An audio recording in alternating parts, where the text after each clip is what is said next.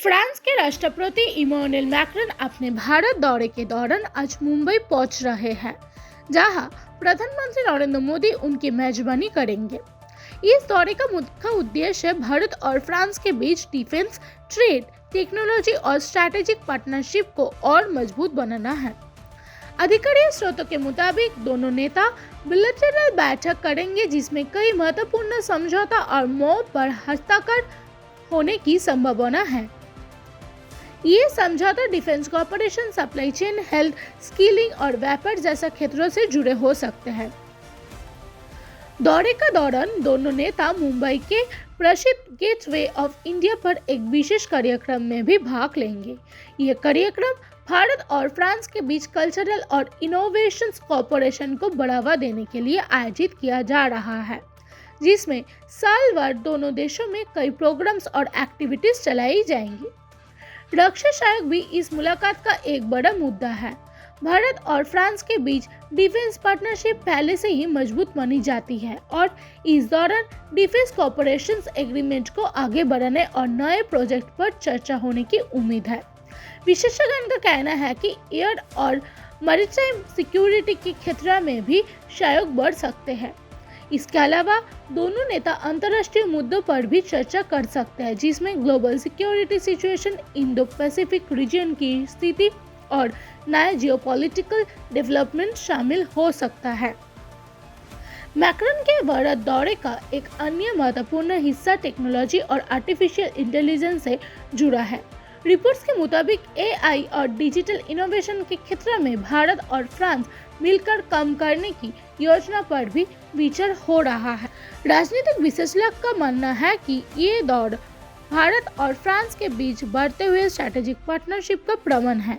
दोनों देश पिछले कुछ सालों में डिफेंस, स्पेस, न्यूक्लियर एनर्जी और ट्रेड जैसे कई क्षेत्रों में एक दूसरे के करीब आए हैं और ये मुलाकात उन संबंधों को और मजबूत करने की दिशा में एक महत्वपूर्ण कदम मानी जा रहा है।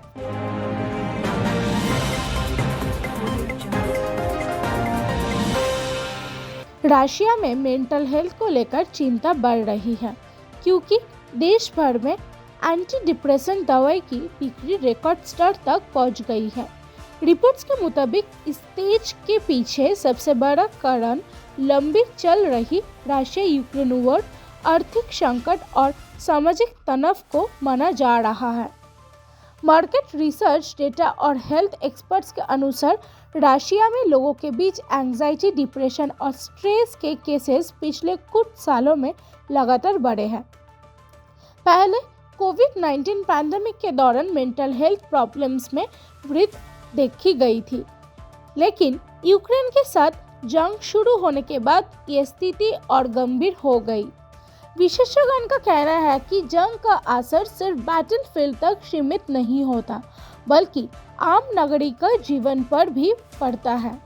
बहुत से परिवार अपने रिश्तेदारों के सुरक्षित लौटने को लेकर चिंतित रहते हैं। इसके अलावा देश में महंगाई, नौकरियों की अनिश्चितता और आर्थिक दबाव ने लोगों के मानसिक स्वास्थ्य को और प्रभावित किया है। रिपोर्ट्स में ये भी कहा गया है कि वेस्टर्न सैंक्शन और युद्ध पर हो रहे खर्चा के कारण रशिया की इकोनॉमी पर दबाव बढ़ा है। इसका सीधा असर आम लोगों की इनकम और खर्चा पर पड़ा है, जिसे स्ट्रेस और डिप्रेशन के केसेस बढ़ने लगे हैं।